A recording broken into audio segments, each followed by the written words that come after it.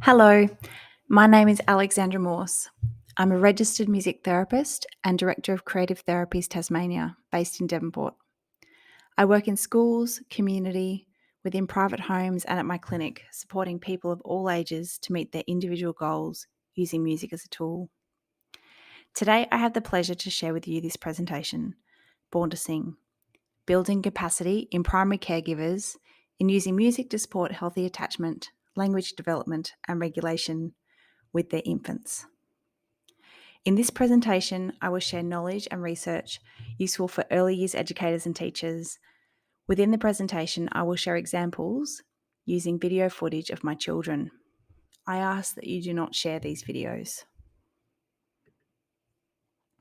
In this presentation, we will cover hearing in utero and for newborns, infant-directed speech, musical conversations, lullabies, music and regulation, mindful auditory environments, implications and resources for launching into learning. Let's get into it. At around 18 weeks of pregnancy, unborn babies will start to hear sounds in their mother's body, such as their heartbeat and breathing. At 27 to 29 weeks, or 6 to 7 months, unborn babies can hear sounds outside of their mother's body, such as their mother's voice. Newborn babies can hear fairly well, but not perfectly. The middle ear of the newborn is full of fluid, and this impairs hearing to a small extent. Additionally, the entire hearing apparatus is somewhat immature. That's why newborn babies respond best to high-pitched, exaggerated sounds and voices. Babies are born with the ability to distinguish their mother's voice and respond to it above all others. You may have heard that playing classical music for babies in the womb can increase their intelligence. Or you may have seen photographs of women placing headphones over their pregnant stomachs. Unfortunately, there is no research to prove this will in turn turn children into the next Mozart. However, there is research to show that singing to unborn babies can nurture attachment and empower parents with a tool to soothe their babies. Both of my babies were exposed to singing for many hours a day because of my profession. In the final stages of my pregnancy, they would sleep whilst I sang, and they would have a dance party at night while I tried to sleep. The next slide is a video of my daughter singing to my son in the womb. My daughter instinctively used to sing to him often. In this video, she makes up her own song on the spot. This was an incredibly special time before we became a family of 4.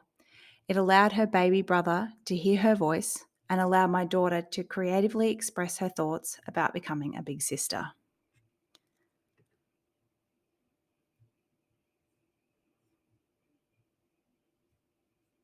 Love you, Tim, my sweetest boy. I hope you have sweet dreams if the merry-go goes around. Sweet dreams still. If the witches comes around, I'll protect you to your life. If you just sing very good, you will be such friend. I'll teach you how to ride a bike. I'll teach you how to drink milk. I'll teach you why you're on the potty so you wear nappies first. I'll be there every time. I'll be there every time. I love you, my little Timmy, today. Love you, Tim, my sweetest boy. This next video shows my daughter singing to her 2-day-old brother whilst in hospital. Singing became a nurturing tool for the two of them to bond. Little Timmy, I really, really love you. Oh yes, I really do. I really, really love you to the moon and back. I love you when you sleep and even when you're back. I love you, little Timmy, even if you cry. Don't poke my belly button to feel dry. You just poked my belly button then. Little Timmy, I really, really love you. Let's talk about infant-directed speech, also referred to motherese and parentese. Infant-directed speech is the specialised style of speech that adults and older children use when talking directly to infants. Infant-directed speech is speech that most adults do naturally and occurs across most cultures. Infant-directed speech uses a sing-song intonation of higher pitch. It is often repetitive and slower than usual speech. It highlights vowel sounds rather than consonants. For example, when using infant-directed speech to greet a baby, an adult may say, "Ah, hi baby. Ah, ba," rather than saying, "Hi baby," as we would as we greet an adult. But to be most effective, the mother needs to be attentive and sensitive to infant cues. Infant-directed speech is almost universal in human culture, and this vocal change is often involuntary. For newborns, sound is a cognitive nutrient which helps them understand their world. It's sound food for their brains. Babies first learn that every person's voice is unique musical structure and a combination of pitch, rhythm, tone, and volume. Babies first learn vowel sounds, and once they master this skill, then begin to hear transitions between vowels and consonants. Babies begin to vocalise themselves, copying infant-directed speech. And this dialogue promotes infant attention and creates a safe place for social interaction between baby and adult. A baby's first form of communication is in fact musical. Babies are born singing rather than speaking. I encourage all of the parents and caregivers I work with to sing to their babies often. Make strong eye contact and maintain their attention for as long as you can, and sing throughout the day. In this video, you will hear me engaging in infant-directed speech with my son. You can see him making strong eye contact with me.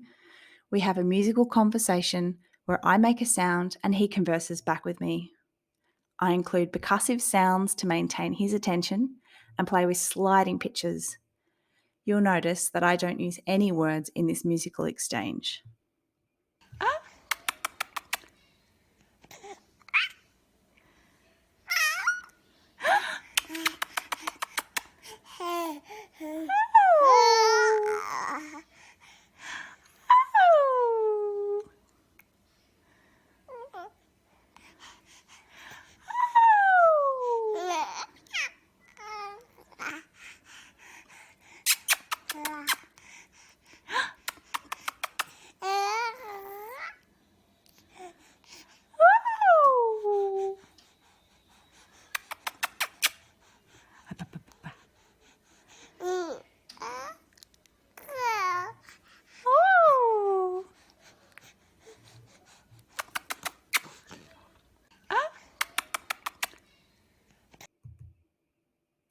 The singing of lullabies to infants is a practice that is rooted in ancient oral traditions. In some cultures, lullabies are considered sacred and are individually composed for each baby. Lullabies are often passed between generations from grandmothers to mothers. With these lullabies, we express our greatest fears, hopes, and prayers for our children. A lullaby combines the cohesive and socializing function of music with the ability to regulate affect and arousal, which contributes to a natural, simple, and economical approach to familiar attachment and bonding. Lullabies have been shown to relax the mother and create a space to express emotions in a positive way rather than in anger or resentment. In this video, you'll hear me singing a popular song originally sung by Frank Sinatra in 1961 called "The Way You Look Tonight." I love this song as it beautifully represents my love for my son. I love how completely focused he is on me. He even moves his mouth to the same shape as mine. In this moment, we are completely connected through song. Someday, when I'm awfully low, when the world is cold, I will feel a glow just thinking of you and the way you look tonight. Oh, you're lovely with your smile so warm and your cheeks so soft. There is nothing for me but to love you, just the way you look tonight.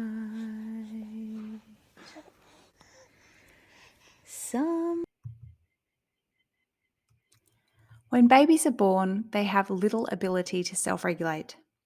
However, from infancy, parents and other primary caregivers help children learn through a process called co-regulation. By using their voice, movements, affects, gestures, and intonations, parents and primary caregivers can help infants and young children know that they are felt with and attuned to. Because the brain forms millions of neural connections in the first 3 years of life, helping families support co-regulating moments during these early years is critical for their future health and well-being. In music therapy, we support parents to build skills to assist with co-regulation. The founding principle is to use singing, pitch, tempo, and rhythm to meet a child's mood. We use movement by holding and rocking baby to assist them to connect to the beat of the song. In turn, helping their brains connect to beat. Over a time, parents can slowly adjust their singing and movement to a more relaxed and regulated state. For example, you wouldn't start with an Enya piece of music to support a crying baby, rather use Bon Jovi hit and slowly transition to Enya.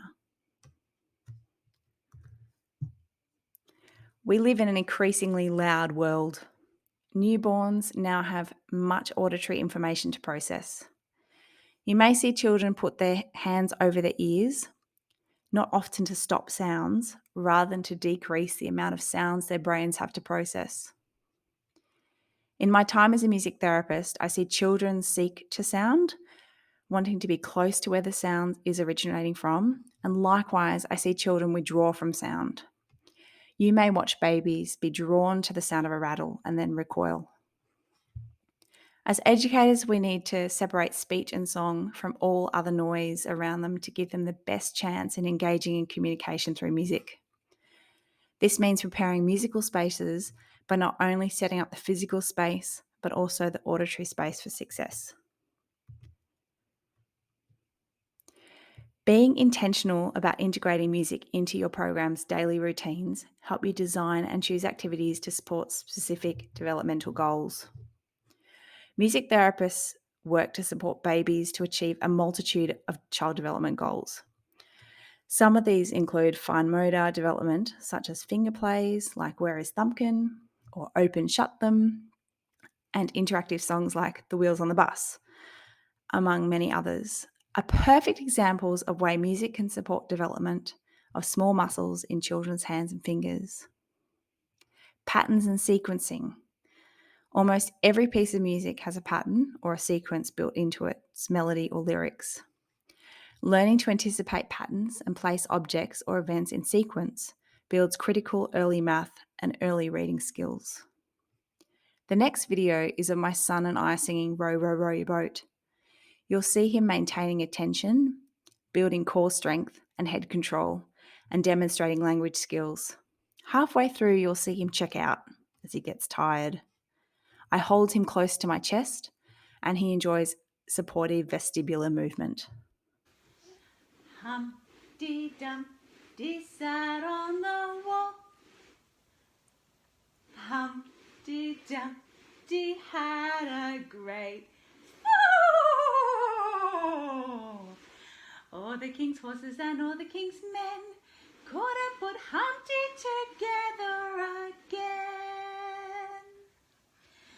But Humpty Dumpty got up again. Humpty Dumpty counted to 10. 1, 2, 3, 4, 5, 6, 7, 8, 9, 10. All the king's horses and all the king's men were happy to see poor Humpty again. Humpty Dumpty sat Bilateral on the coordination is the ability to use both sides of the body together, like when climbing stairs or playing the piano. This skill requires both sides of the brain to communicate to coordinate the body's movements. Crossing the midline, when a child using one part of the body in the space of the other part, is an activity that requires good bilateral communication. In this next video, you'll see me support my son to engage in bilateral coordination through music. 1.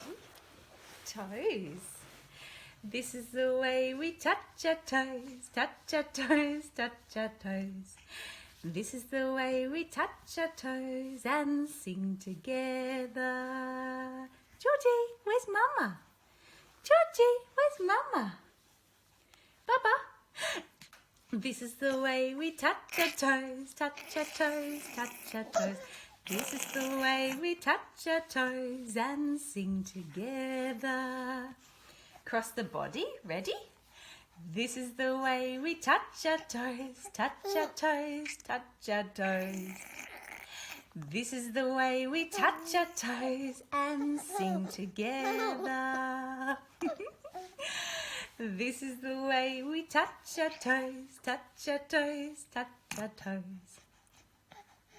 This is the way we touch our toes and sing together. Toes. This is the way. Launching into learning provides a beautiful space for teachers to support parents to develop their skills in supporting their infants to use music throughout the day. The best place to start is with traditional nursery rhymes. They're simple, repetitive, and provide safety. I love the ABC Kids Useful Book and the Merrily Merrily book, and 2 books by Mem Fox, Good Night Sleep Tight and Bonnie and Ben Rhyme Again. Some of the best songs, however, are the ones we make up on the spot. Try to incorporate lots of play and fun using props such as blankets and small hand percussion. Often parents come into launching to learning and leave baby in the pram. I often say that prams become a barrier or a capsule to meaningful engagement. Let's encourage babies to come out of their prams and carriers and become the focus in music time. In my experience, it is much easier to build meaningful relationships and lifelong learning at Lil when a parent has their first infant, rather than trying to connect with them when they have many children. Conversely, some parents say to me, I want to come to baby music, but I have an older child. Older children love the opportunity to take on caregiving roles within music. Music at Lil can provide a safe space to nurture sibling relationships. Round and round the garden, like a teddy bear. A 1 step, a 2 step, a tickle, you under there. Round and round the. To help you start, I've created a playlist on Spotify called Songs for Singing with Babies. It's a list of songs which gives you a good foundation of repertoire to use at Lil. Remember that live singing rather than recorded singing is best. So use these songs to help you learn them and use your own voice at Lil. Spotify is free, and if you search of me and press follow, you'll find many more useful playlists. To access the playlist, this QR code will take you straight there. Although singing may seem like a natural instinct for some parents, others may need encouragement and guidance to provide this parenting technique. I often see teachers model their own anxieties in a prohibiting way in front of children and parents. It's typical Australian culture to put each other's singing voices down and make remarks such as, my husband thinks the cat sounds better than me. More often, it's to have a laugh. However, what we're actually doing is modelling anxieties about our own bodies. Our voices are in fact our own unique instruments and no different to any other part of the body. Instead of putting yourself and your singing voice down, I encourage each of you to change the narrative around singing. It is time we nurtured the next generation to love their singing voices. So if you have anxieties about singing, perhaps I could encourage you to create a safe space to share this in a positive way. Support parents who also may be feeling this way and perhaps say, if we lead singing together, we can help each other and grow thriving babies through music.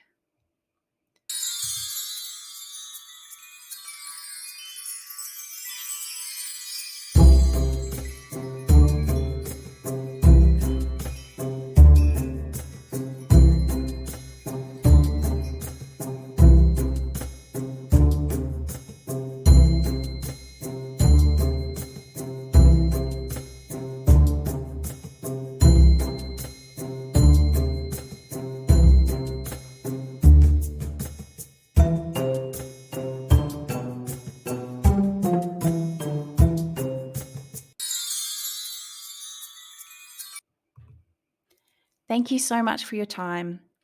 Thank you for creating musical spaces at Launching into Learning.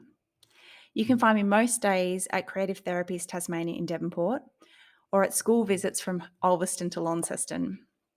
I love to share what I do, so I encourage you to connect via social media or via email.